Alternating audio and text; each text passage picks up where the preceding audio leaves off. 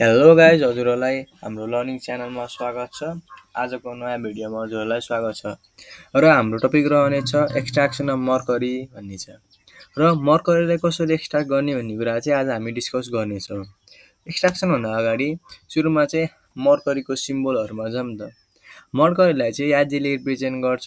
यसको atomic number चाहिँ 200.59, Latin name हाइड्रागाइरम र यसको भ्यालेन्सी 1 and 2, यसको भेरिएबल भ्यालेन्सी हुन्छ।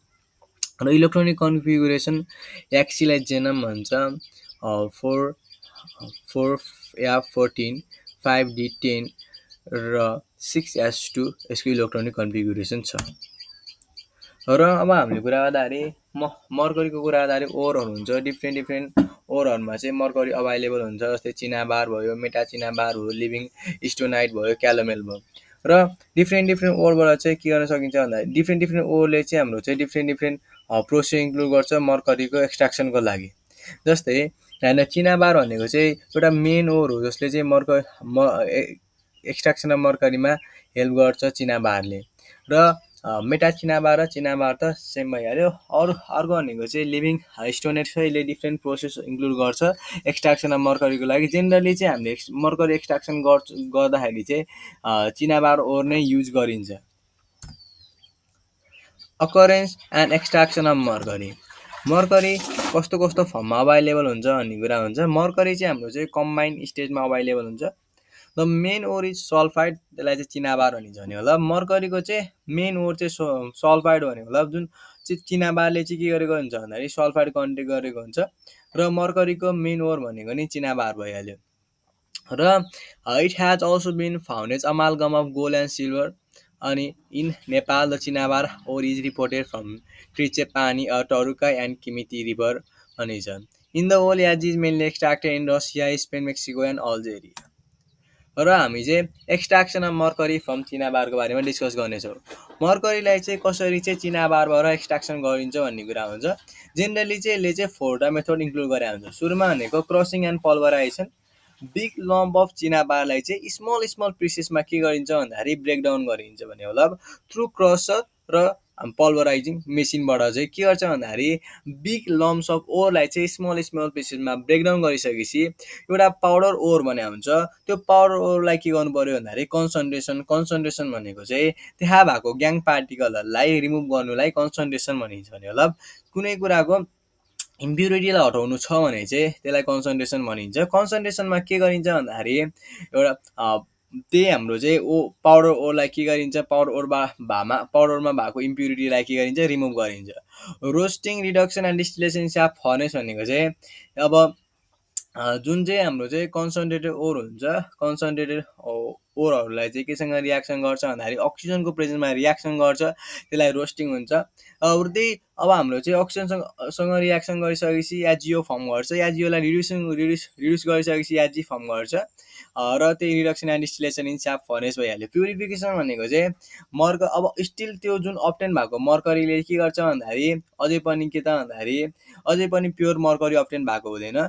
किन प्योर मर्करी अप्टेन भएको हुँदैन? जस्तै 98 to 99% प्योर मर्करी अप्टेन गर्नको लागि प्युरिफिकेसन मेथड गरिन्छ। फर्स्ट भनेको क्रसिङ एन्ड पल्भराइजेसन भनेको।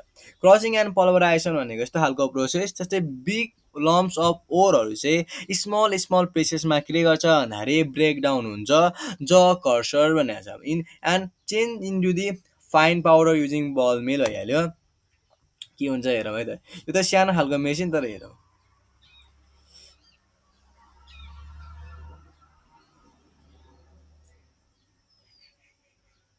एउटा ओर हाल्यो,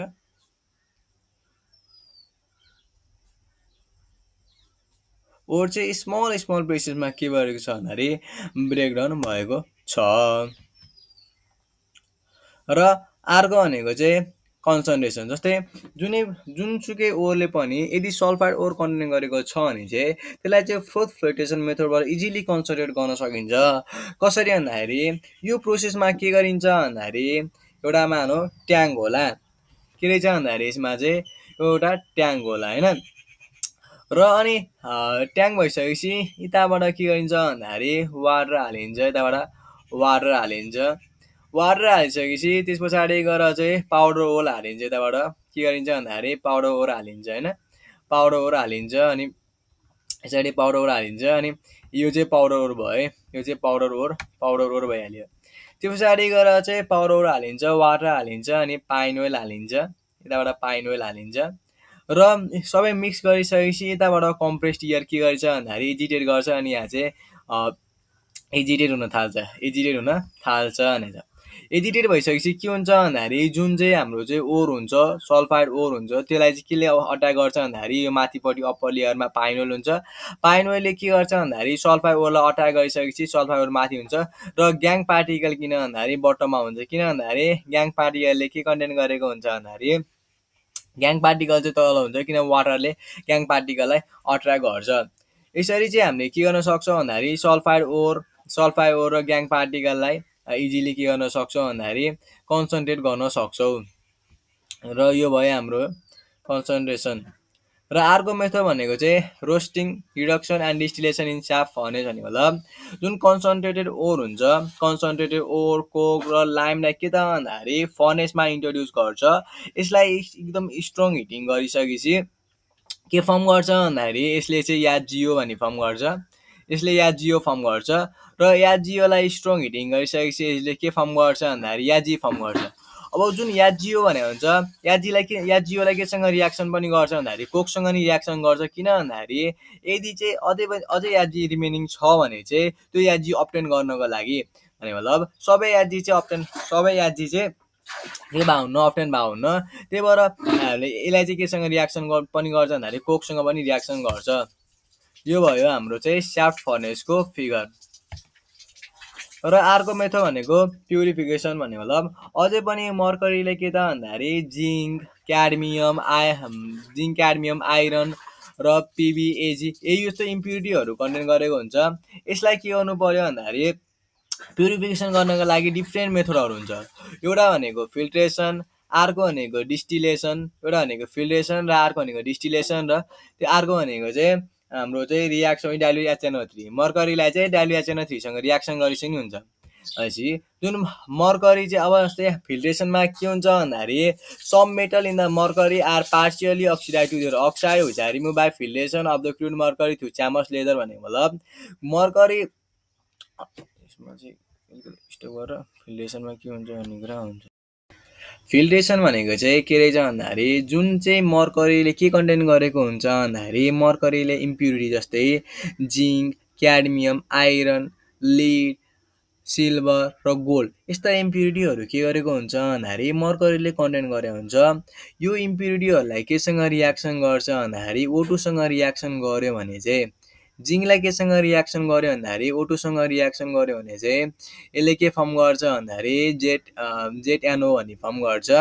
ZNO फर्म गरिसकेपछि के हुन्छ भन्दाखेरि यसलाई चाहिँ के गर्छ भन्दाखेरि कसरी रिमुभ गर्छ भन्दाखेरि यसलाई चाहिँ चामस लेदर युज गरेर चाहिँ फिल्ट्रेट गरिन्छ के, यसलाई फिल्ट्रेसन गरिन्छ। जुन ZNOलाई के गरिन्छ, कसरी रिमुभ गरिन्छ भन्दाखेरि चामस लेदर युज गरेर के गरिन्छ भन्दाखेरि फिल्ट्रेट गरिन्छ र इम्प्युरिटीलाई के गरिन्छ, जिङ्क इम्प्युरिटीलाई रिमुभ गरेर हामीले के अप्टेन गर्न सक्छौँ भन्दाखेरि प्योर मर्करी अप्टेन गर्न सक्छौँ। र अर्को मेथड भनेको चाहिँ के रहेछ भन्दाखेरि डिस्टिलेसन भनेको मतलब अरू मेटल भन्दा जिङ्क, लिड, क्याडमियम भन्दा मर्करीको के हुन्छ भन्दाखेरि लेस बोइलिङ पोइन्ट हुन्छ। भने मतलब यिनीहरू जुन भोलाटाइल इम्प्युरिटी हुन्छ, जुन लिड, जिङ्क र क्याडमियम चाहिँ के त भन्दाखेरि भेजलमै रहन्छ भनिसकेपछि र मर्करीको चाहिँ बोइलिङ पोइन्ट चाहिँ थोरै भएको कारणले गर्दाखेरि यो डिस्टिल ओभर हुन्छ। यसरी चाहिँ हामीले के गर्न सक्छौँ भन्दाखेरि डिस्टिलेसन मेथडबाट नि मर्करीलाई इजिली के त प्योर मर्करीलाई इजिली एक्सट्र्याक्ट गर्न सकिन्छ। र अर्को मेथड भनेको चाहिँ ट्रिटमेन्ट विथ डाइल्युट HNO3 भनेको छ क्या।